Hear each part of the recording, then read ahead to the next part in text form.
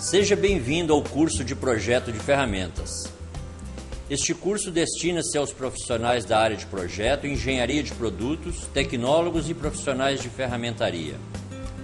O curso está dividido em 3 módulos distintos: ferramental de corte, ferramental de repuxo e ferramental de dobra, com uma carga horária aproximada de 96 horas.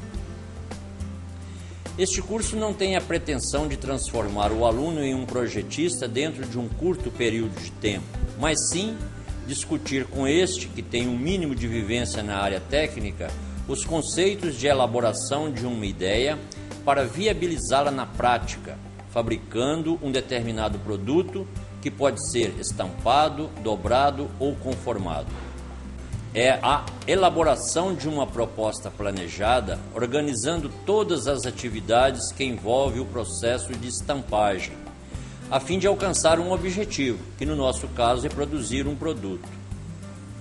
O próprio nome diz, é um projeto, portanto é uma ideia em construção. Uma ideia lógica que permite modificações sem prejudicar a estrutura básica do projeto para que ele não se torne um belo invento e esteja sempre em aperfeiçoamento. Dentro deste pensamento, vamos estudar todos os elementos que podem compor um ferramental, seja ele de corte, repuxo ou de dobra, desenhando, dimensionando, calculando os elementos que estruturam uma ferramenta.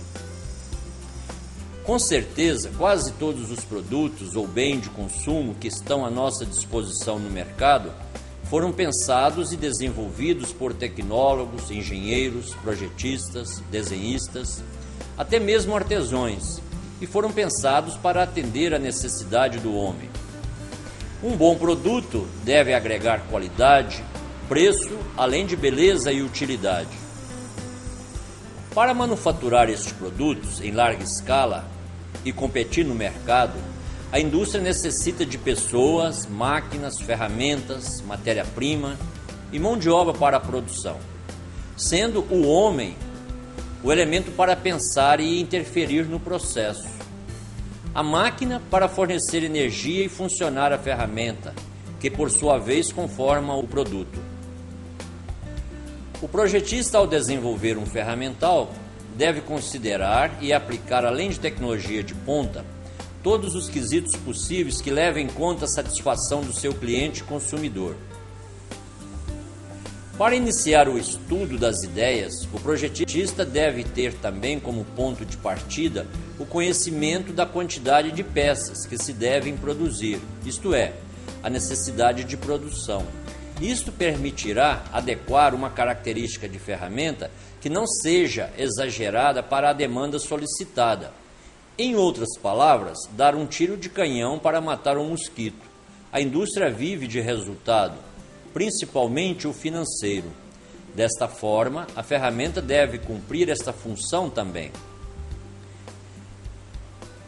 Entendendo que tudo que é mais simples funciona melhor, não adianta pensar em sofisticação se o mais simples resolve o custo e o benefício. Nem tudo que é muito sofisticado tem viabilidade econômica. Este ponto de partida, então, é imprescindível. Um bom exemplo para evidenciar este fato, tomamos o lápis e o apontador. Se eu preciso apontar 10 lápis em um dia, o apontador é uma ferramenta simples, barata, eficiente, para atender minha produção. Mas se a minha necessidade é 5.000 lápis por hora, neste caso, o apontador simplesmente não servirá. Será preciso pensar ferramentas com características diferentes, porém com o mesmo conceito, para atender esta nova necessidade com resultado.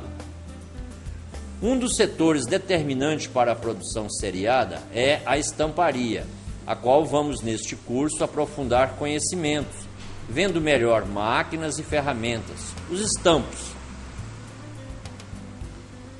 Outro setor importante também é o de plástico, moldes de injeção. Com o avanço da tecnologia, hoje é muito comum ver peças compostas destes 2 tipos de materiais, união de chapas e plástico. Mas vamos tratar neste curso, no primeiro momento, as ferramentas de corte. Você deve estar perguntando, mas o que é estampagem de chapas? É um conjunto de operações de corte a frio ou a quente realizada nas regiões plásticas de deformação dos materiais, através da imposição de uma deformação permanente, podendo ser exercida por uma punção contra uma matriz que assim conforma uma peça, cortando ou embutindo, dando forma e volume. As máquinas servem para fornecer a energia para movimentar as ferramentas, articulando os seus componentes. A ferramenta é o principal elemento da máquina. A ferramenta, quando articulada, transforma a chapa produzindo um produto, dando a ele forma volumétrica. Exemplo, um cinzeiro, um talher, um copo e etc. Este processo, normalmente chamado de conformação, quando se trata de chapa. As operações simples podem ser cortar, dobrar, repuxar. São poucos os casos em que o processo de conformação se reduz apenas nas operações fundamentais de cortar, dobrar e repuxar. Quase sempre as operações fundamentais são complementadas por outras, por exemplo, formar, pré-formar, recalcar, repassar, calibrar, bordear e rebitar. Este número de operação de conformação das peças é determinado pela sua complexidade, que será visto quando fizermos os exercícios práticos. Sobre os materiais. Os materiais utilizados neste processo são diversos, podendo ser principalmente de chapas de aços com qualidades diferentes, podendo ser mais duras, mais maleáveis, mais dúctil e até pré-temperada, além de outros como, por exemplo, policarbonato, plástico, etc. Uma observação: as chapas com espessura acima de 5 mm são difíceis de conformar. Neste caso, recorre-se ao processo de estampagem a quente.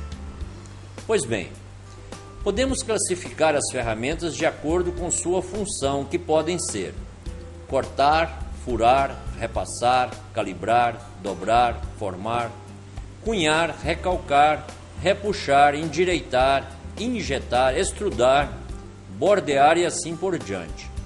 Uma ferramenta pode ser simples quando executa apenas uma operação, por exemplo, fazer um furo. Pode ser combinada executando duas ou mais operações ao mesmo tempo, por exemplo, cortar e dobrar e repuxar. Veremos isto quando fizermos os exercícios práticos. Pode ser progressiva quando executa operações ao longo do passo que se sucede avançando a fita. Também veremos isso quando estudar o passo progressivo. Os recursos técnicos que podem ser aplicados no ferramental simples são guia para a fita, guia para o punção, guia para cabeçote, facas para recorte de sobra, alimentadores automáticos com controle de passos e outros. As ferramentas podem ser classificadas também pelo tipo de produção, que podem ser uma produção grande, média ou pequena produção. Neste curso vamos ver de forma prática e objetiva todos os elementos que listamos acima. Vamos desenhar, projetar um ferramental simples de corte para fixar o conhecimento. Também vamos conhecer algumas sugestões de tipos de ferramentas para outros produtos. Antes de iniciar um projeto, é muito conveniente que façamos uma lista de procedimento para nos orientarmos. Começamos por desenho do produto, decidir sobre as características do ferramental, calcular todas as forças necessárias que incidirá sobre as bases da ferramenta, decidir sobre o tipo de base que vão usar, bem como espessura das placas C1 e C2, molas, pinos e etc. Também decidir sobre o material a empregar em toda a estrutura do ferramental. 6. Definir o tipo de alimentação, se será automática ou manual. 7. Fazer um estudo bem elaborado do aproveitamento da fita para diminuir o máximo o desperdício. Decidir sobre o tipo de máquina, prensa que podemos usar, tonelagem da máquina e etc. Uma observação: Na construção do projeto, o projetista pensa simultaneamente na evolução de todo o processo, entendendo que deve estar sob controle cada passo, desde a entrada da matéria-prima até a saída do produto na linha de produção. É muito importante o acompanhamento da usinagem do ferramental e a montagem final, principalmente o tryout. Nesta etapa, às vezes surge necessidade de ajustar o dimensional de alguns desenhos após o tryout, fazer todas as atualizações dos desenhos. É nesta fase que o projetista pensa na manutenção do ferramental, principalmente sobre os componentes considerados de desgastes, pois estes terão que ser substituídos a curto prazo, dependendo de sua vida útil. A reposição de peças terá que estar garantida até para fazer o tryout. As grandes empresas normalmente solicitam, junto com a fabricação do ferramental, estas peças semi-acabadas conforme quantidade indicada pelo projetista na folha de plano de ferramentas. Caso haja um problema no tryout, por exemplo, quebrou um punção, é só terminar o semi-acabado existente e assim continuar produzindo sempre o produto conforme o que foi aprovado. Nelas estão destacado o número de desenho e peças que devem ser mantido em estoque de forma racional, colocando à disposição da manutenção.